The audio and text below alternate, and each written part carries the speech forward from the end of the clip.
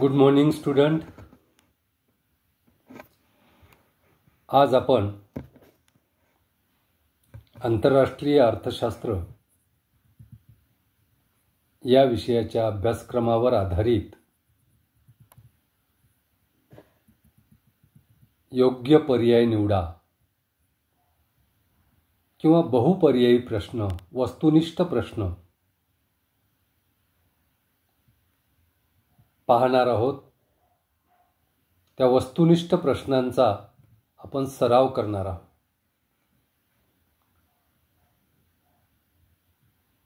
कारण हे वस्तुनिष्ठ प्रश्न आपल्याला पैकीच्या पैकी मार्क मिळवून देतात. तर आजचा प्रश्न घेऊया.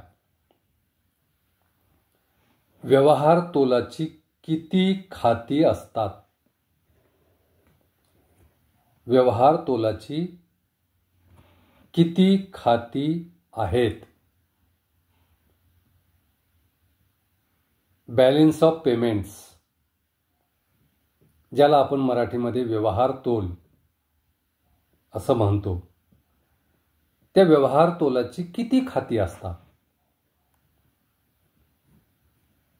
तर पहिला पर्याय आहे अ 2, दुसरा पर्याय आहे 3, तिसरा पर्याय आहे 4 आणि चौथा पर्याय आहे 5. तर व्यवहार तोलाची किती खाती असतात? तर या प्रश्नाचं योग्य उत्तर आहे व्यवहार तोलाची 2 खाती असतात. त्यामुळे अ पर्याय हा योग्य पर्याय आहे. खालील 4 पर्यायापैकी जो योग्य पर्याय आहे तो आहे अ 2 खाती असतात. तर व्यवहार तोलाची कोणती कोणती 2 खाती असतात? 1 चालू खाते आणि 2 भांडवली खाते. अशा प्रकारे व्यवहार तोलाचे चालू खाते आणि भांडवली खाते असे 2 खाते असतात. त्यामुळे व्यवहार तोलाची किती खाती आहेत या प्रश्नाचं योग्य उत्तर आहे 2. म्हणून अ पर्याय हा योग्य पर्याय आहे. त्यानंतर आपण दुसरा प्रश्न घेऊया. श्रम विभागणीचे तत्व कोणी मांडले? श्रम विभागणीचे तत्व कोणी मांडले? अ पर्याय आहे ॲडम स्मिथ, ब पर्याय आहे रिकार्डो, क पर्याय आहे माल्थस आणि ड पर्याय आहे हेक्स्चर-ओलीन. तर श्रम विभागणीचे जे तत्व आहे हे तत्व कोणी मांडले? तर 1 आहे ॲडम स्मिथ, दुसरा ब आहे रिकार्डो, क आहे माल्थस आणि ड आहे हेक्स्चर-ओलीन. तर यापैकी श्रम विभागणीचे तत्व कोणी मांडलेले आहे? तर पर्याय अ ॲडम स्मिथ, अर्थशास्त्राचा जनक. ॲडम स्मिथ यांनी श्रम विभागणीचे तत्व मांडलेले आहे. म्हणून पर्याय अ ॲडम स्मिथ हा योग्य पर्याय आहे. पर्याय ब होता रिकार्डो, हा अयोग्य आहे. क माल्थस हा सुद्धा अयोग्य आहे. आणि ड हेक्स्चर-ओलीन हा ड सुद्धा अयोग्य आहे. म्हणून श्रम विभागणीचे तत्व कोणी मांडले? तर ॲडम स्मिथ यांनी श्रम विभागणीचे तत्व मांडलेले आहे. म्हणून योग्य पर्याय आहे अ ॲडम स्मिथ. त्यानंतर पुढचा प्रश्न घेऊया. आंतरराष्ट्रीय व्यापाराचा आधुनिक सिद्धांत कोणी मांडला? पहा, प्रश्न अतिशय सोपा आहे. आंतरराष्ट्रीय व्यापाराचा आधुनिक सिद्धांत कोणी मांडला? आपण आंतरराष्ट्रीय व्यापाराचे 3 सिद्धांत अभ्यासले. आंतरराष्ट्रीय व्यापाराचे आपण किती सिद्धांत अभ्यासले? 3. तर आंतरराष्ट्रीय व्यापाराचा आधुनिक सिद्धांत त्यातला कोणी मांडलेला आहे, हा पर्याय आपल्याला या ठिकाणी निवडायचा आहे, योग्य पर्याय. तर अ आहे ॲडम स्मिथ, ब आहे रिकार्डो, क आहे माल्थस, ड आहे हेक्स्चर-ओली. तर आंतरराष्ट्रीय व्यापाराचा आधुनिक सिद्धांत कोणी मांडला? अ ॲडम स्मिथ. ॲडम स्मिथचा आपण आंतरराष्ट्रीय व्यापाराचा सिद्धांत पाहिलेला. परंतु ॲडम स्मिथ यांनी आंतरराष्ट्रीय व्यापाराचा कोणता सिद्धांत मांडला? तर ॲडम स्मिथ यांनी आंतरराष्ट्रीय व्यापाराचा निरपेक्ष लाभ सिद्धांत मांडला. आंतरराष्ट्रीय व्यापाराचा आधुनिक सिद्धांत ॲडम स्मिथ यांनी मांडलेला नाही. त्यामुळे अपर्याय हा योग्य नाही, तर तो अयोग्य आहे. ब होता रिकार्डो. रिकार्डोचा सुद्धा आपण आंतरराष्ट्रीय व्यापाराचा सिद्धांत पाहिला. तर रिकार्डोने आंतरराष्ट्रीय व्यापाराचा कोणता सिद्धांत मांडला? तर रिकार्डोने आंतरराष्ट्रीय व्यापाराचा तुलनात्मक व्ययाचा सिद्धांत मांडला. त्यामुळे ब पर्याय जो रिकार्डो होता तो सुद्धा अयोग्य आहे. क पर्याय आहे माल्थस. माल्थस यांनी सुद्धा आंतरराष्ट्रीय व्यापाराचा आधुनिक सिद्धांत मांडलेला नाही. म्हणून अ, ब आणि क हे तीनही पर्याय अयोग्य पर्याय आहेत आणि योग्य पर्याय आहे हेक्स्चर-ओलिन. कारण हेक्स्चर आणि ओलिन यांनी आंतरराष्ट्रीय व्यापाराचा आधुनिक सिद्धांत मांडलेला आहे. म्हणून या ठिकाणी पर्याय ड हेक्स्चर-ओलिन हा योग्य पर्याय आहे. त्यानंतर पुढचा प्रश्न घेऊया आपण. निव्वळ वस्तू व्यापार शर्ती संकल्पना कोणी मांडली? निव्वळ वस्तू व्यापार शर्ती संकल्पना कोणी मांडली? पर्याय अ आहे टॉसिंग, पर्याय ब आहे रिकार्डो, पर्याय क आहे मार्शल आणि पर्याय ड आहे ॲडम स्मिथ.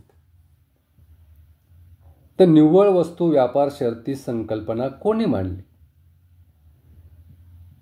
अ टॉसिंग, ब रिकार्डो, क मार्शल आणि ड ॲडम स्मिथ. तर निव्वळ वस्तू व्यापार शर्ती संकल्पना ही टॉसिंग यांनी मांडलेली आहे. म्हणून पर्याय अ टॉसिंग हा योग्य पर्याय. पर्याय ब होता रिकार्डो, पर्याय क होता मार्शल आणि ड होता ॲडम स्मिथ. परंतु पर्याय ब, क आणि ड हे अयोग्य आहेत. योग्य पर्याय आहे टॉसिंग. कारण निव्वळ वस्तू व्यापार शर्ती संकल्पना ही टॉसिंग यांनी मांडलेली आहे. त्यानंतर पुढचा प्रश्न पाहूया. राष्ट्राची संपत्ती हा ग्रंथ कोणत्या वर्षी प्रकाशित झाला? पहा प्रश्न काय आहे. राष्ट्राची संपत्ती हा ग्रंथ कोणत्या वर्षी प्रकाशित झाला? आता हा प्रश्न, राष्ट्राची संपत्ती हा जो ग्रंथ आहे, हा ग्रंथ कोणत्या वर्षी प्रकाशित झाला? पर्याय दिलेले आहेत तुम्हाला. 1776. अ पर्याय आहे 1776, ब पर्याय आहे 1876, आणि क पर्याय आहे 1976 आणि ड पर्याय आहे 1676. तर राष्ट्राची संपत्ती हा ग्रंथ कोणत्या वर्षी प्रकाशित झाला? 1776 हा पर्याय योग्य पर्याय आहे. कारण राष्ट्राची संपत्ती हा ग्रंथ ॲडम स्मिथ यांनी 1776 मध्ये प्रकाशित केला आणि या ग्रंथाच्या प्रकाशनानंतर आधुनिक अर्थशास्त्राचा जन्म झाला असं म्हटलं जातं. कारण यापूर्वी अर्थशास्त्र आणि राज्यशास्त्र एकत्र अभ्यासलं जायचं. परंतु ॲडम स्मिथ यांनी 1776 मध्ये आपला राष्ट्राची संपत्ती हा ग्रंथ प्रकाशित केला आणि त्या ग्रंथापासून पुढे अर्थशास्त्राची निर्मिती झाली असं म्हटलं जाते. त्यामुळे राष्ट्राची संपत्ती हा ग्रंथ कोणत्या वर्षी प्रकाशित झाला तर तो 1776 मध्ये. अ पर्याय बरोबर आहे 1776. ब पर्याय होता 1876, तो अयोग्य आहे. क पर्याय होता 1976, तोही अयोग्य आहे. आणि ड पर्याय होता 1676, तोही अयोग्य आहे. कारण राष्ट्राची संपत्ती हा ग्रंथ 1776 मध्ये प्रकाशित झालेला आहे. त्यानंतर पुढचा प्रश्न आहे, यांनी राष्ट्राची संपत्ती हा प्रसिद्ध ग्रंथ लिहिला. पहा, आत्ताच आपण पाहिलं की राष्ट्राची संपत्ती हा ग्रंथ कोणत्या वर्षी प्रकाशित झाला आणि पुढचा प्रश्न त्यावरच आहे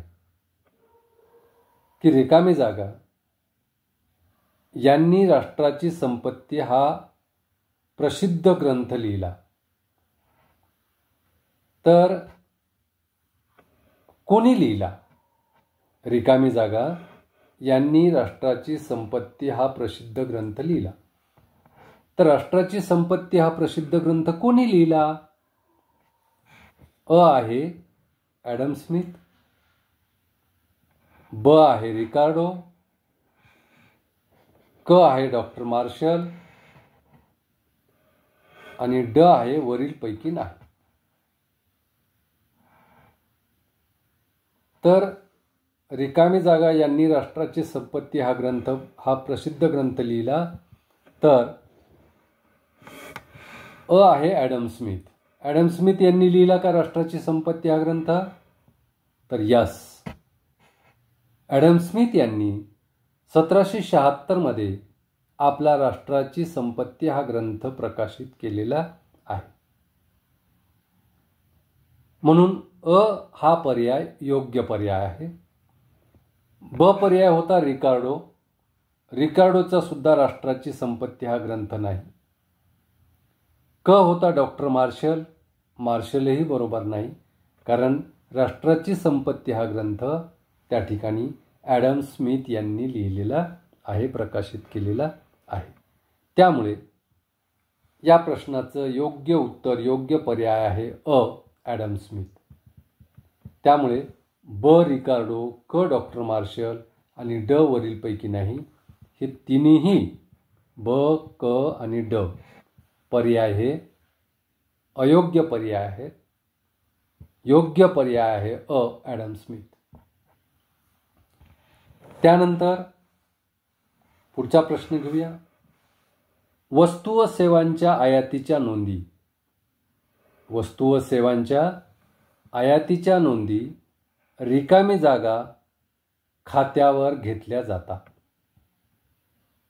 पुन्हा एकदा प्रश्न आहे का? वस्तू व सेवांच्या आयातीच्या नोंदी रिकामी जागा खात्यावर घेतल्या जातात. तर वस्तू व सेवांच्या आयातीच्या नोंदी कोणत्या खात्यावर घेतल्या जातात?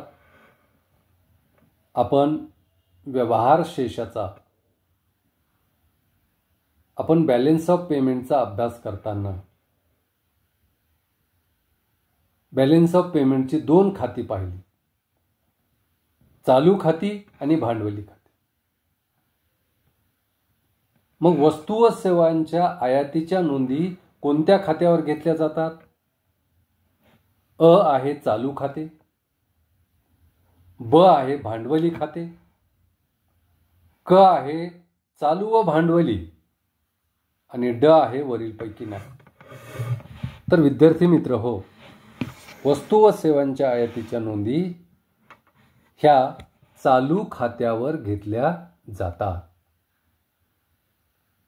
त्यामुळे वस्तू व सेवांच्या आयातीच्या नोंदी रिकामी जागा खात्यावर घेतल्या जातात. या प्रश्नातील रिकाम्या जागेचं उत्तर आहे अ, चालू खाते. कारण चालू खात्यावर वस्तू आणि सेवांच्या आयातीच्या नोंदी घेतल्या जातात. तर विद्यार्थी मित्र हो, या ठिकाणी आपण थांबूया. धन्यवाद.